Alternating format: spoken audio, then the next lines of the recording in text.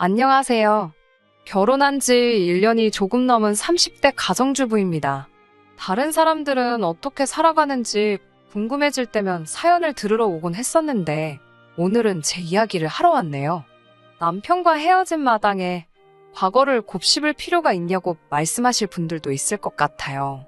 하지만 오늘 이렇게 일기 쓰듯 제 이야기를 한번 털어놓고 나면 제 머릿속도 마음속도 정리가 되지 않을까요? 그러면 주변 사람들한테 그동안 저에게 무슨 일이 있었는지 설명하기도 한결 수월할 것 같고, 저는 여중여고 여대를 졸업한 후 보험 전문회사 감사팀에 입사했습니다. 제 입으로 이런 말을 하기는 뭐하지만 좋은 여대를 나와 대기업에 들어가서인지 여기저기서 소개팅 자리가 많이 들어왔어요. 부모님을 통한 제법 진지한 산자리도 포함해서요. 하지만 첫사랑과 가슴 아픈 이별을 하고 연애에 대한 흥미를 잃어버린 저는 더 이상 남자친구건 뭐건 만나고 싶지 않았어요. 특히 제 성격이 낯을 많이 가리기도 하고 사람들한테 정을 잘 주는 탓에 간이고 쓸개고 다 빼줄 만큼 퍼주는 성격이라서 상처도 잘 받는 편이거든요. 그런 성격을 스스로도 너무 잘 알아서 소위 몸을 사리게 되더라고요. 그런 저를 안쓰럽게 여긴 친구가 지금의 남편을 소개시켜 주었습니다. 궁합도 안 봐도 된다는 4살 차이의 남편은 자상하고 다정한 성격을 가진 사람이었어요. 퍼주기 좋아하는 저와 양보하길 좋아하는 남편이 만나니 다른 연인들 간에 흔히 볼 수 있는 작은 말씨름조차 저희에게는 낯선 일이었습니다. 서로가 서로에게 늘 고마워하고 미안해하다 보니 주변 사람들 모두 천생연분이라고 저희를 불렀어요. 양가 부모님들도 서로 저렇게 좋아 죽는데 굳이 시간 끌 필요가 있겠냐며 하루빨리 결혼시키자는 이야기가 나오게 되었고요. 그렇게 저희는 사귄 지 2년 만에 사람들의 축복 속에서 부부의 연을 맺게 되었습니다. 하지만 부부의 연을 맺게 되면서도 제가 몰랐던 사실이 있었으니 그건 바로 도련님이었습니다. 정확히 말하자면 도련님의 존재는 알고 있었지만 단 한 번도 만나본 적이 없었어요. 남편과 사귀기 시작한 날부터 결혼식 당일까지도요. 처음 도련님의 존재에 대해서 알게 된 건 남편의 집에 놀러 갔을 때였습니다. 남편이 잠시 자리를 비운 사이 혼자서 방을 둘러보다 남편의 오래된 사진첩을 발견했어요. 남편이 어렸을 때 얼마나 귀여웠는지, 누구를 더 닮았는지 단순한 호기심의 사진 몇 장을 보게 되었고요. 사진첩에는 남편과 닮았지만 남편보다 좀 더 어린 아이가 한 명 더 있었습니다. 방으로 돌아온 남편에게 누구냐고 물으니 동생이라고 짧게 대답하더군요. 그 전까지는 남편에게 남동생이 있다는 이야기를 듣지 못했기에 놀란 제가 그동안 왜 말 안 했냐고, 소개는 왜 안 시켜주냐고 물었습니다. 그러자 남편이 연락이 잘 안 된다며 말끝을 흐리더라고요. 저야 외동이라 잘 모르지만 친구들 중에도 우애가 좋은 경우도 있었고 아닌 경우도 있었으니 남편은 우애가 별로 안 좋은가, 그렇게 단순하게 생각했어요. 남편이 자세히 이야기하고 싶어 하지 않는 것 같았고요. 당시만 해도 결혼 이야기도 오가기 전이었기 때문에 굳이 꼬치꼬치 캐묻고 싶지는 않았습니다. 특히 가족 문제라면 제3자인 제가 구태여 알 필요는 없다고 생각했어요. 하지만 그 이후에도 시댁과 도련님 사이에 왕래가 없어도 너무 없다는 걸 눈치채고는 뭔가 이상하다고 생각했어요. 한 번은 제가 넌지시 도련님은 어떻게 지내고 계시냐는 식으로 이야기를 꺼내니 시부모님께선 그건 제 할 바가 아니라며 말을 딱 자르시기도 했고요. 남편도 계속해서 연락이 안 된다는 말뿐이었으니 그래도 솔직히 전 결혼식엔 나타날 거라고 생각했습니다. 하나뿐인 형의 결혼식이었으니까요. 하지만 도련님은 끝까지 그림자도 보이지 않았지요. 이쯤 되자 친정부모님께서도 사돈총각한테 무슨 일이 있는 거 아니냐며 걱정과 의심을 동시에 보이셨습니다. 저나 부모님이 절대로 호사가 타입은 아니에요. 하지만 혹시 장애나 무슨 큰 흉터 같은 게 있어서 남들 앞에 나서지를 못하는 건지 아니면 숨어 살아야 되는 어떤 이유가 있는 건지 별의별 생각을 다 하게 되더라고요. 그런 와중에 정말 뜻밖의 경로로 도련님의 행방을 알게 되었습니다. 남편의 회사를 구체적으로 언급하면 금방 알아차리실 수 있을 것 같아서 대략적으로만 말씀드릴게요. 남편은 대기오염도를 측정하는 회사에 다니고 있어요. 일이 힘든 곳은 아닌데 업무 특성상 한 달에 몇 차례 지방 곳곳으로 출장을 가야 하는 경우가 있습니다. 보통은 당일치기로 자고 오는 일은 거의 없고 사무실에서 근무 대신 이루어지는 일이다 보니 당연히 주말에는 가지 않아요. 보통 혼자 가는 일도 없고 동료 한두 명과 같이 움직입니다. 제가 걱정할까봐 여자 동료랑 가게 되는 경우에는 틈틈이 연락도 해주고요. 그런데 결혼식을 올리고 얼마 지나지 않아서부터 이 방식이 달라지기 시작했습니다. 처음 그렇게 느낀 건 남편이 토요일 아침 7시부터 집을 나설 때였어요. 평소 주말에는 늦잠 자는 걸 좋아하는 사람인데 그날따라 아침부터 출장으로 춘천을 간다는 거예요. 그때만 해도 속사정을 몰랐던 저로서는 남편이 불쌍하기만 했어요. 그런데 매주 토요일마다 반복이 되니까 굉장히 수상하다는 생각이 들기 시작했습니다. 한 번은 제가 확실히 출장 가는 거 맞냐니까 큰 거래처라서 그렇다며 둘러대는데 남편의 표정에서 거짓말이라는 확신이 들더라고요. 가끔 막장 드라마를 보면 애인이 상대의 불륜을 의심하는 장면들이 나오잖아요. 그럴 때마다 꼭 서로의 핸드폰이나 블랙박스를 뒤지고 상대의 뒷조사를 하고 그러더라고요. 그런 걸 볼 때마다 드라마인 걸 알면서도 뭘 저렇게까지 하면서 같이 살아. 자존심 상하게. 그렇게 생각했었거든요. 그런데 막상 제가 남편의 바람을 의심하게 되니까 저도 모르게 어느샌가 제가 경멸하던 그 행동들을 하나씩 하고 있더라고요. 제일 먼저 남편이 자는 사이에 남편 핸드폰 비밀번호부터 풀어보았고요. 남편이 없는 틈에 남편 컴퓨터를 뒤적거렸습니다. 그런데 정말 아무것도 안 나오는 거예요. 그리고 주말에 한 번씩 나가는 거 말고는 정말이지 아무것도 달라진 게 없었어요. 여전히 자상하고 다정한 한결같은 남편이었지요. 결국 정말 하고 싶지 않았던 일인데 마지막으로 한 번만 어딜 가는지 따라가 보자고 생각했습니다. 만약에 남편이 바람을 피고 있었다면 헤어지는 거고 정말 출장을 가던 거였다면 앞으로는 무슨 일이 있어도 남편이 하는 말이라면 무조건 믿어주자고 생각했어요. 콩으로 파칠순대도 믿어주자고요. 하지만 상황은 제가 생각한 것과는 전혀 다르게 흘러갔습니다. 남편은 출장을 간 것도 아니었지만 여자를 만난 것도 아니었어요. 남편이 도착한 장소를 보고서 저는 충격을 금치 못했습니다. 교도소였어요.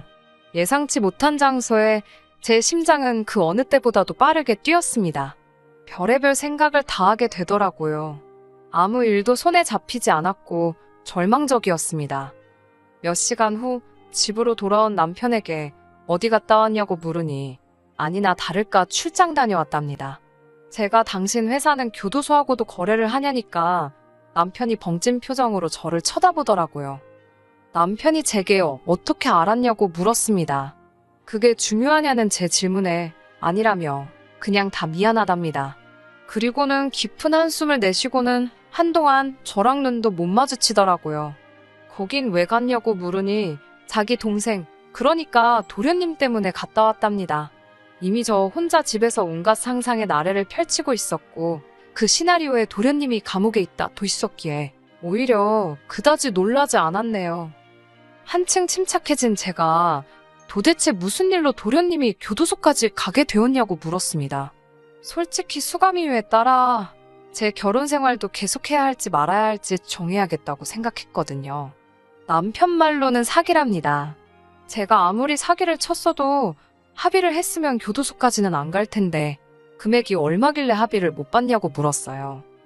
오해하실까봐 말씀드리지만 절대로 제가 해결해 주려고 물어본 건 아닙니다.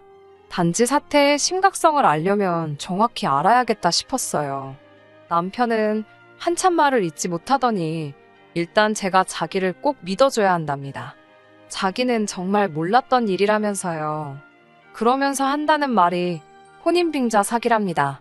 순간 잘못 들은 줄 알았어요. 제 귀를 의심했지요. 혼인빙자라니 어이가 없어서 말도 안 나오더라고요. 남편을 추궁해서 좀 더 자세히 듣고 나자 도련님이고 나발이고 입에서 정말 욕이 절로 나오던데요. 처음에는 채팅에서 알게 된 여자한테 자기가 병원장 아들이라면서 결혼하자고 꼬셨답니다. 이후로 잠깐 쓰고 준다, 오다가 사고가 났다. 뭐 말도 안 되는 핑계로 자그만치 7천만 원이나 갖다 쓰고는 헤어지자고 했다나 봐요. 그러니 어느 여자가 눈이 안 돌아가겠어요. 그 여자와 부모가 도련님을 고소했고 그것 때문에 도련님은 이미 한번 복역을 했었답니다. 남편 말로는 이때는 가족들이 도련님과 연락이 안 되던 때라 아무도 상황을 몰랐답니다. 전 솔직히 시부모님도 정말 모르셨을지 못 믿어왔지만요. 아무튼 그런데 출소하자마자 또 이래저래 3, 4명의 여자를 만나서는 자기가 서울 어디 대학병원에서 근무하는 의사라며 결혼하자고 그러면서 또 조금씩 돈을 뜯었나 봐요. 하지만 이후로 여자들이 서로의 존재를 알게 되면서 단체로 도련님을 고소했답니다. 남편에게 이야기를 들을수록 도련님은 당연히 사람으로도 안 보였습니다.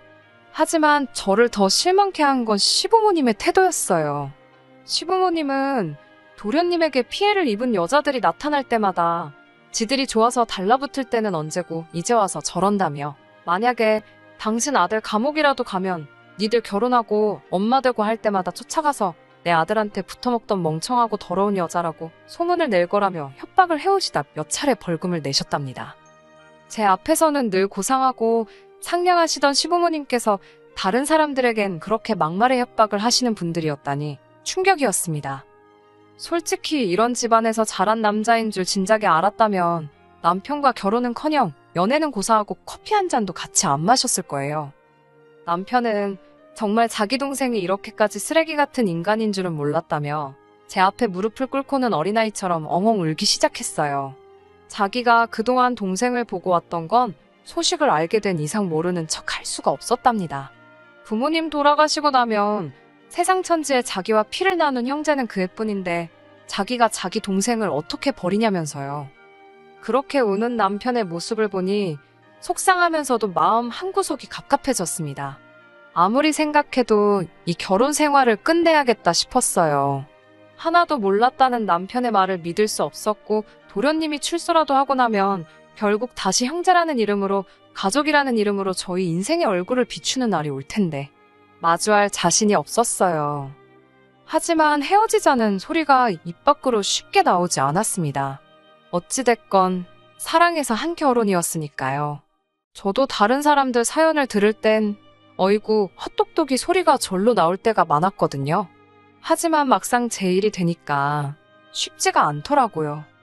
며칠의 고민 끝에 시댁과 친정의 도련님에 대해 제가 알고 있다는 사실을 알렸습니다.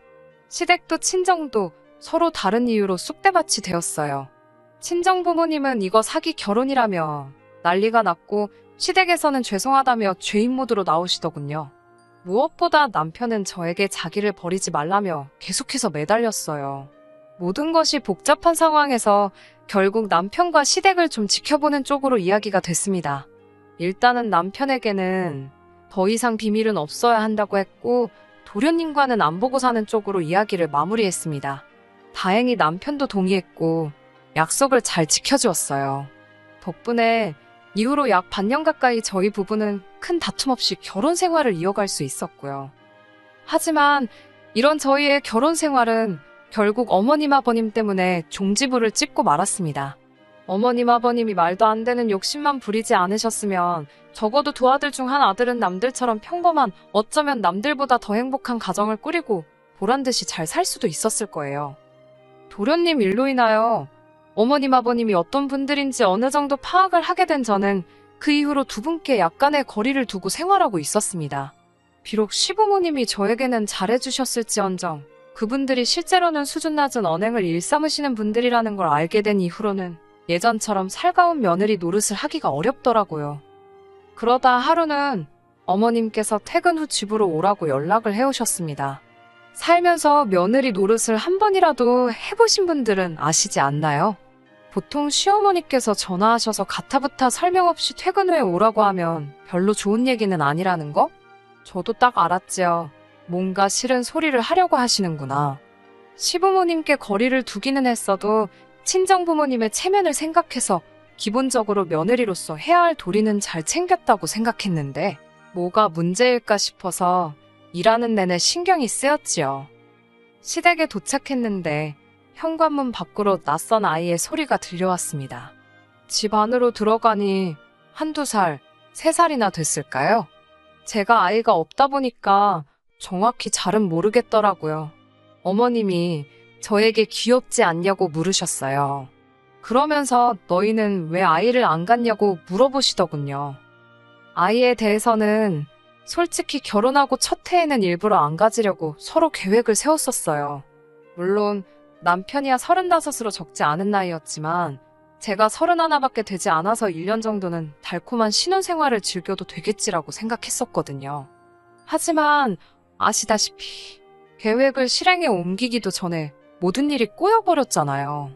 이후로는 사표를 가슴에 품고 사는 직장인처럼 당장이라도 남편을 떠날지 말지 고민하며 사는 저에게 임신이라니 말도 안 되는 일이었지요. 하지만 구구절절 설명하는 대신 아직 생각이 없다고 짧게 대답했습니다. 그러자 어머님도 의외로 쿨하게 차라리 잘됐다 하셨습니다. 그러더니 당신 품에 있던 아이를 자꾸 저더러 안아보라고 하시는 거예요. 제가 누구냐고 재차 물으니 당신 손자랍니다. 그제서야 아이가 낯이 익다는 생각이 들더니 일전에 남편 방에서 봤던 앨범이 떠올랐습니다. 사진 속 도련님의 어린 시절과 정말 똑같이 생겼더라고요. 설마 도련님 아들이냐고 하니까 그렇다 하시면서 애엄마가 결혼한다고 더는 못 키운다고 당신 집에 놓고 갔답니다. 어머님은 저에게 이참에 회사는 때려치우고 집에서 도련님 아이를 키우며 육아를 배워보는 게 어떻겠냐고 하셨습니다. 어차피 언젠가는 저도 아이를 낳을 건데 도움이 되지 않겠냐면서요. 그리고 도련님도 출소했을 때 지영수가 지 아들 키워준 거 보면 정신 차리고 새 사람 되지 않겠냐고요. 저는 어이가 없어서 그러면 어머님이 키우시는 게 더 효과적이지 않겠냐고 물었습니다. 할머니가 손자를 키워주셔야 더 감동적이라서 도련님이 개과천선하지 않겠냐고요. 그리고 제 자식을 키우기 위해서 남의 자식 데려다가 연수까지 할 필요는 없을 것 같다고도 덧붙였습니다. 아무튼 회사를 관둘 생각도 전혀 없고 도련님이 새 사람 되는데 제가 도움이 되고 싶은 생각도 없다고 하자 어머님이 저를 멍하니 쳐다보시더니 저더러 약 먹었냐고 그러십니다. 뭘 잘못 먹었길래 이렇게 주저리 떠들어대냐고요. 시어머니가 하라면 네 하고 하면 되지 어쩌고저쩌고 저더러 왜 이렇게 변했냐고 그러셨어요. 제가 맺힌 게 많긴 했던 모양입니다. 저는 이유가 어찌 되었건 간에 도련님 아이는 못 키운다. 말이 나와서 말인데 도련님이 출소 후에도 저희하고 왕래하고 지내는 일은 없었으면 좋겠다고 선을 그었습니다. 그러자 어머님께서는 저더러 네가 뭔데 가족을 갈라놓으려 드냐고 언성을 높이시더군요. 저는 어머님 아버님과 도련님이 왕래하시는 건 당연히 제가 뭐라고 할 수 없지만 저희 남편과는 만나지 않았으면 좋겠다고 했어요. 그러자 형이 아우 챙기고 아우가 형을 챙기는 건 당연한 법인데 어째서 그렇게 냉정하냐입니다. 그러더니 한숨을 내쉬시고는 그럼 당신이 아이를 키울 테니 시아버지를 모시고 가랍니다. 어머님 말씀이 당신이 왜 나이든 남편하고 아들이 사고쳐서 낳은 손자까지 혼자 다 돌봐야 하냐입니다. 자기가 무슨 죄를 지어서 이 고생을 혼자 다 해야 하냐면서요. 자기 아들이 사고쳤지 자기가 친 것도 아닌데 왜 자기가 뒷수습을 해야 하냐면서 당신도 며느리 덕 좀 보잡니다. 저더러 둘 중 한 명을 고르래요. 어머님 남편이고 어머님 아들인데 왜 그 책임을 저한테 떠넘기시냐고 그러니까 이번에는 같은 여자끼리 좀 도와줄 수 있는 거 아니냐고 그러십니다. 어머님의 억지가 황당하다 못해 웃기기까지 하더라고요. 단칼에 싫다고 하니 저더러 진짜 이기적이고 못돼 처먹었답니다. 저는 남편에게 전화를 걸어 퇴근길에 시댁으로 오라고 했어요. 와서 어머님 억지 쓰는 거 구경 좀 하라고요. 한두 시간쯤 기다리니 남편이 왔습니다. 남편이 그간의 이야기를 듣더니 한다는 소리가 애는 어린이집에 보내고 그 사이에 아버지 돌봐드리면 되지 않겠냐입니다. 일은 아르바이트 같은 거 구해도 될 거라면서 저는 뭐래도 잘 알 거랍니다. 그리고 원래 여자가 애를 키워야 되는 거고 남자는 나이 들면 애나 똑같다면서 실실 웃더라고요. 자기도 많이 도와주겠다며 저를 믿는답니다. 자기가 개소리를 하는지 어쩐지도 모르고 떠들어대는 남편을 보는데 그동안 헤어지자고 말 못한 제 자신이 정말 바보멍청이 같더라고요. 저는 남편을 물끄러미 바라보다가 도련님하고는 연 끊고 살기로 한 거는 기억하냐고 물었습니다. 그러자 남편은 안 보고 살 거다. 하지만 도와줄 수는 있는 거 아니냐. 그리고 우연히 마주칠 수도 있는 거고 사람 이름 모르는 거라며 속된 말로 밑밥을 깔더라고요.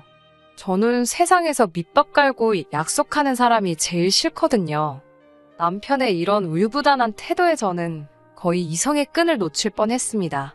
하마터면 거실 테이블 중앙에 있던 수석을 집어들어 남편 머리통을 내리칠 뻔했다니까요. 저는 간신히 숨을 고르고는 남편에게 헤어지자고 했습니다.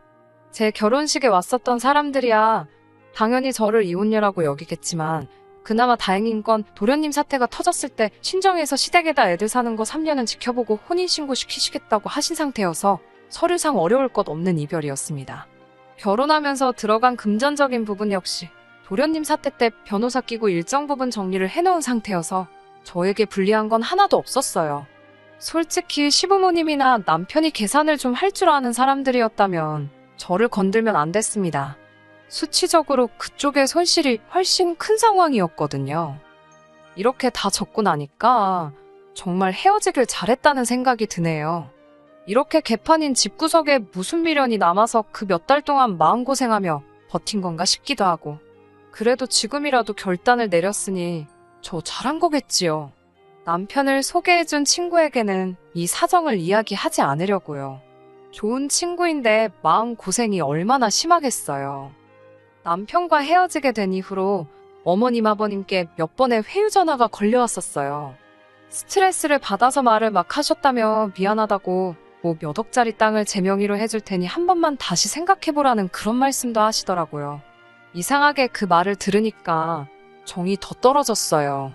당분간은 사람들의 입방아에 오르내리겠죠? 그렇게 좋아 죽고 못 살더니 왜 헤어졌을까? 자기들끼리 이러쿵저러쿵 생각만 해도 머리가 아파오네요. 그래도 꿋꿋하게 잘 견뎌내보겠습니다. 아무래도 제 인생에 연애는 없는가 봐요. 다른 더 좋은 게 있으리라 믿고 즐겁게 살아볼게요. 끝까지 들어주셔서 감사합니다. 오늘의 사연은 여기까지입니다.